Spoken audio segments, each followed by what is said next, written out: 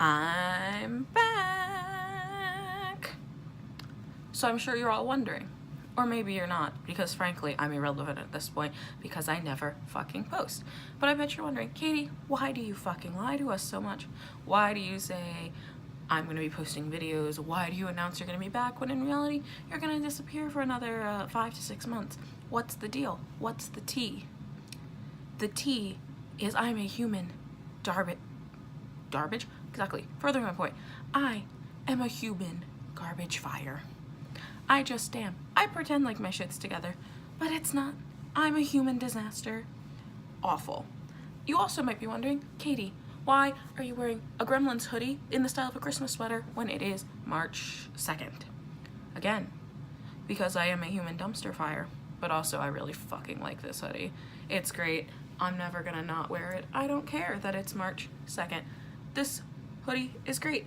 And also because Ozzy Osbourne has one, and for some reason I think that's really cool. Even though I don't listen to anything he does. Except like Crazy Train, but that's normal people. Anyway, very off track. I am back. I'm not gonna promise for, regular posting or that I'm gonna be back forever. Because let's be real, my shit might get fucked again, and I'm not gonna post. But I am back for now, whether it be this one video or an indefinite amount of videos. We'll find out when we get there. But I am back. I am back with a fury. And maybe you're wondering about the title that, Tumblr made me read it. And it's, oh no, Katie, you spend your time on Tumblr? Yes, I do. I am Vanessa-Vanhelsing on there if any of you are interested in my regular bullshit. But Tumblr now does ads. You've seen them. If you're on Tumblr, you know. People are screenshotting them because they're weird, begging for us to be able to reblog the ads themselves and not screenshots. I don't get any of that. I don't get those wild, cool ads that are just so bizarre that they look like a shit post or some existential crisis. I don't get those. My two ad types are taxes and doing whatever the fuck it is, buying that tax thing that does it for me, or romance novels ads, because Tumblr wants me back. Tumblr wants me back here. Wants me back in the sin bin. I already am in the sin bin. It wants me in a different one. But I have listened to the internet. I have found my calling once again, because Tumblr's not giving me any old romance novel ads. Tumblr's giving me weird romance novels. They're getting niche. And the worst part is because I kept ignoring them because I was like, oh, it's just because they remember what I used to do. It has it saved that I used to make videos on this and bought a lot of romance novels for a hot second. Then I got curious because the little, they give you one-line excerpts and they're weird and it makes me have a lot of questions. So I made the mistake of clicking on one and then another one and another one. And here's the problem with that. One, I'm laughing. I'm finding these crazy stories that are only available on Kindle for 99 cents or Kindle Unlimited where they're free.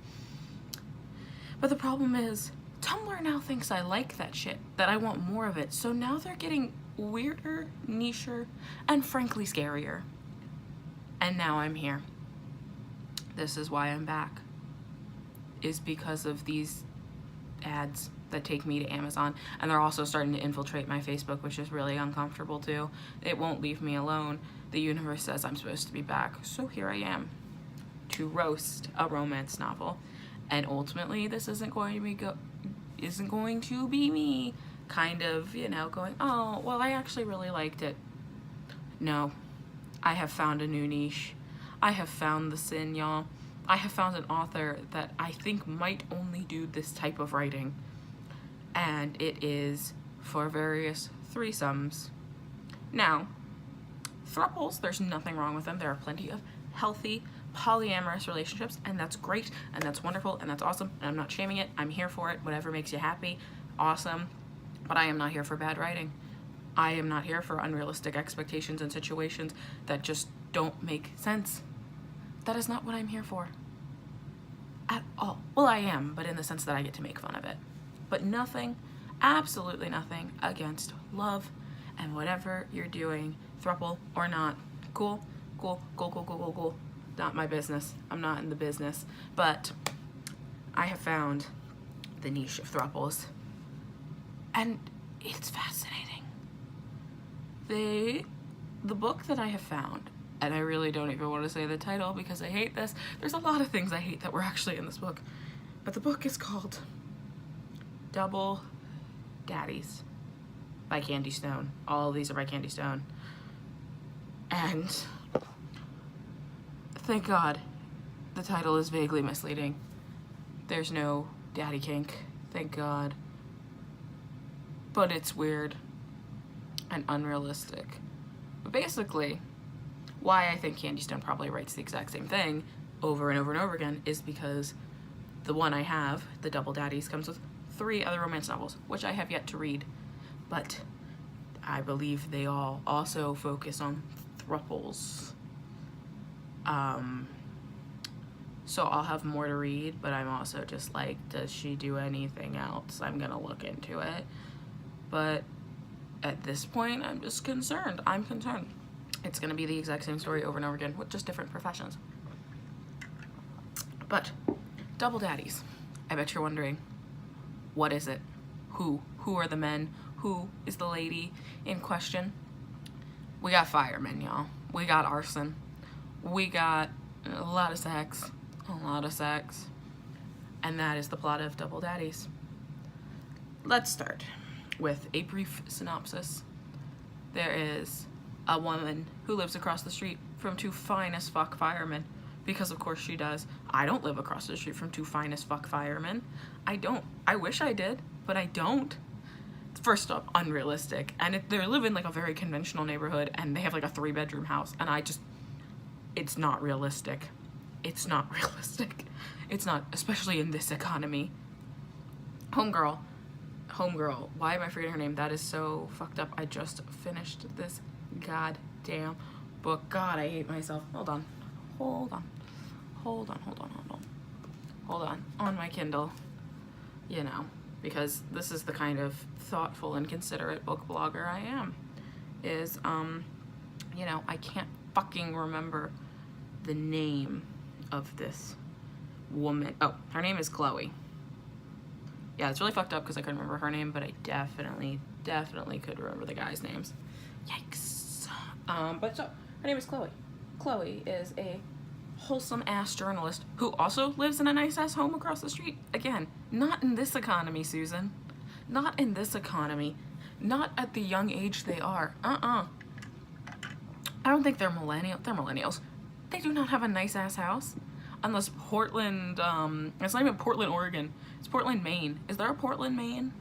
Is that real? Or does homegirl just not know? And I don't know. Maybe the cost of living in Maine is really low. I can neither confirm nor deny. I didn't do that much research. But they live in 2 nice ass houses. Homegirl's a journalist. Very homegrown. She's not doing anything super hard hitting. You know, and her house fucking burns down. Her house is on fire, and how convenient. She lives across the street from the 2 finest fuck firemen, Oliver and Connor. Also, please excuse any weird lighting changes or scary sounds. There's a fucking windstorm happening outside, and it might knock out my power, which is rude as fuck. But don't be alarmed. It will not affect this. But don't be freaked out because I'm watching it flicker, and I don't know if it's translating. Anywho's, so she lives across from Hot Oliver and Hot Connor, who of course are very different men. We'll get back to that later. But ultimately, house on fire. Oliver and Connor conveniently save her, and they're like, wow, we feel so bad. All of your house burned down, all of your possessions, everything. You can stay with us because we conveniently have a spare bedroom. Again, not in this economy. But you can live with us indefinitely. And she's like, oh, awesome. That's great. Fantastic. Also, I'd like to point out, so she's just dumb, Chloe. She's stupid. She's dumb as fuck. My girl, you see, as a journalist, gets tips and stuff, like, you know, because she's writing articles and people want to submit leads or articles she should write about. Homegirl uses her personal fucking cell phone. She doesn't have like a burner for this or like a work phone. Homegirl has her real phone number listed everywhere for people to send her stuff to. So she thinks this is totally okay. She thinks this is fine. Did this girl not learn about stranger danger? Ever? Is Portland, Maine really not, like, big on crime and stalking? But so she has this. She gets a sketchy ass phone call the night that the arson happens, you know, saying that somebody's gonna come get her, and she's like, haha, she thinks it's a prank. Because she's like, I don't write hard-hitting enough journalism to be threatened. Because, of course, you know. But still, and it's from an unknown number. House mysteriously burns down. She stays with some hot firemen. And, you know, it's great. It's fine. It starts out kind of normal where they're just doing good deeds. They work a lot, so they're not there a lot. She's nice. You know, she feels like she's imposing. She cleans the kitchen, because of course she does. She ends up making them breakfast and stuff, because she's a nice lady. She's a nice lady, this book. She's a very wholesome, very nice character. Well, wholesome. She's a nice woman. She doesn't have a lot of friends, first of all. She has like 2, and one of them's her sister, like her little sister. That's her best friend, is her little sister, which is frankly unrealistic. I love my little sister, but she is not my best friend. And maybe it's because we're not both adults, but we are not best friends. I don't know if we're ever going to be best friends. But her best friend in the whole wide world is her little sister, and then she has like one other friend whose name is like Caitlin or some shit like that. She's not super important to the plot. Her sister's name is Ella, FYI. So yeah. So, you know, of course her friends are concerned, and her parents want her to move home, which is like 13 hours away, and she's like, no, because I'll lose my job. That would be awful. Because of course it was. She's a journalist, and the family lives in Virginia. There's nothing to write about in there, especially like if you're in a rural part of Virginia. There's nothing to fucking write about. There's just not. So, granted, I get it. She has a career. She's like, no, I would rather stay with the sexy fireman, and frankly, who wouldn't? I'd rather stay with the sexy fireman. I'm not gonna lie. I would stay with the sexy fireman. But it is what it is. So, one day, one fucking day, it happens. She's chilling. She thinks she's home by herself. She's chilling in the guest bedroom, and the one guy, Oliver, it's Oliver first, right? Yeah. Oliver goes to check on her, see if she's okay. Just opens the door. He doesn't really knock, which I get it. It's his house, but like somebody's staying there. Opens the door, finds Chloe going at it with her, going at it on herself, and she just doesn't stop. She doesn't care, and one thing leads to another. They fuck, like a lot, and it was like, oh no, and she's like, oh no, I've done a thing, and you know, other homeboy isn't home yet. He comes home, notices them being weird because they're like snuggling on the couch together. He's like, that's suspicious. And he's like, oh, they probably fucked. But he's like, whatever. And then Chloe fucks him too. Fucks him later. Which, granted, I'm all for it, girl. Get your sex on. I am not here to slut shame. Good for you.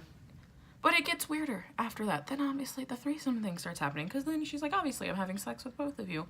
And I would like to continue to do so. But at the same time. And miraculously, these guys are really chill with it. And they're like, you know, they have like basically like the no homo shit where they're like, oh, I've seen enough of him naked. I don't want to do it. I don't want to be near him. And then they're like, you know what? Just kidding. You're really hot. We'll do it. They're like, you know, we're so close. It's fine. What? Why was that so easy? Why was it so easy? Is it that easy? I don't know. I've never been in this position. Is it this easy to entice men to like have threesomes with you? Let me know in the comments if you know this for sure. Is it that easy? I have questions. But, you know, obviously during this time frame, they're all having a lot of sex. Chloe's getting laid a lot. She's very happy. She's getting feelings for both of them. Both of them are getting feelings for her. They're like, ah, yes, let's become a throuple. And granted, they haven't known each other long. Granted, it was longer than I thought it was, because I thought we were like on like maybe like a week or two. Apparently it was like a month and a half of her living there and being with them by the end of the book. I thought it was like 2 weeks tops. So I was wrong. Time was not talked of well in this book, mind you. But, you know, after knowing them for such a short period of time, she decides she wants to have a baby with both of them. Like, doesn't want to know who the father is. And they're all just chill with it. They're like, yeah, sounds great. Would love to start a family. And it just seems very unrealistic. Like, there's just like no real internal conflict at all. And I know this because it's a alternating point of view, so you get each of the 3 people in the throuple's point of views on this, and they have like concerns, but they last like 2 pages and then they're all chill with it, which again is not realistic. This is a lot of internal like struggle and asking yourself questions and asking yourself what you're comfortable with, and this is not it. It's just not, guys. It's not realistic. And frankly, because obviously it's more about the sex than the plot, and frankly I was more interested in the plot because somebody arsoned this bitch's house. Like, I wanted to know why. And you find out why, but it's so dumb and it's so like one-dimensional. It's basically like her ex-boyfriend, who ended up being a douchebag at the end, because of course he was. So new girlfriend is like probably very unstable. She probably needs some help. Like, but she's the one that like arsons her house and basically tries to like kill her because like quote unquote the ex-boyfriend wouldn't get rid of her fully. Which doesn't make sense because they weren't talking. One reason she starts talking to him again is because she figures out it's the current girlfriend and she's trying to set a trap, which also is like not advisable. This is very dramatic. Again, get the police involved properly. Like, because the police are like, oh, this isn't enough evidence because you found a picture with like the girl wearing something you found from the scene of the crime. Like, I don't know. This doesn't seem smart. Like, at all. But, you know, you find out it was her, the girl goes to jail, which is great and awesome, that's resolved. But I frankly was more interested in knowing who the fuck burned this bitch's house down and knowing more about the bitch that burned the bitch's house down. This is a lot of use of the word bitch. This is never gonna get monetized, is it? No, it's probably not. I'm just, you know, I'm aware that I'm never gonna make money from this because I cuss way too much. But it's wild. This book is wild. There's a lot of sex. Like, there was sex chapter 1. The one dude, one of the main dudes, like, has sex with some random chick from a bar. Chapter 1, I was shook. Was not ready for the sex to be there so quick and so early on. Was shooketh. And here's, like, my main beef.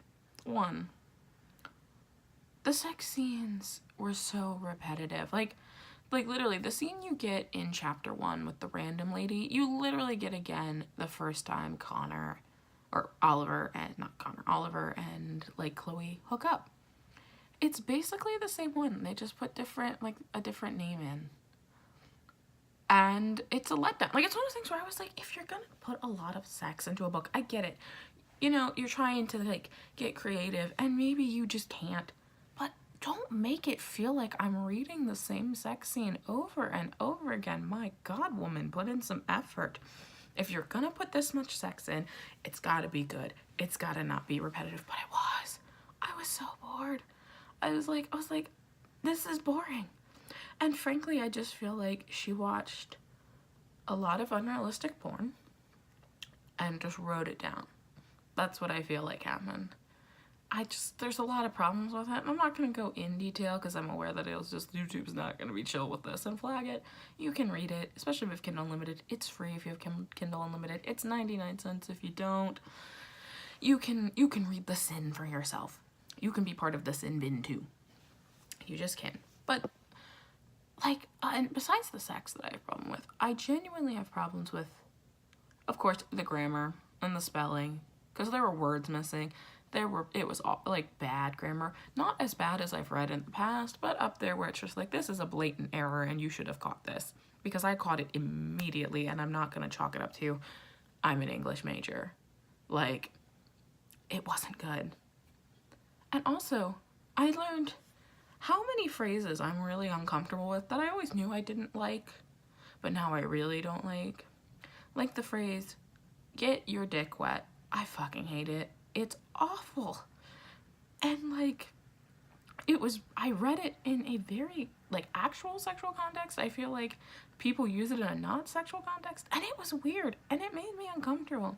There was a lot of use of a lot of like words that were supposed to be sexy, and it just made me feel weird and made me feel violated, frankly. I wasn't down with it at all.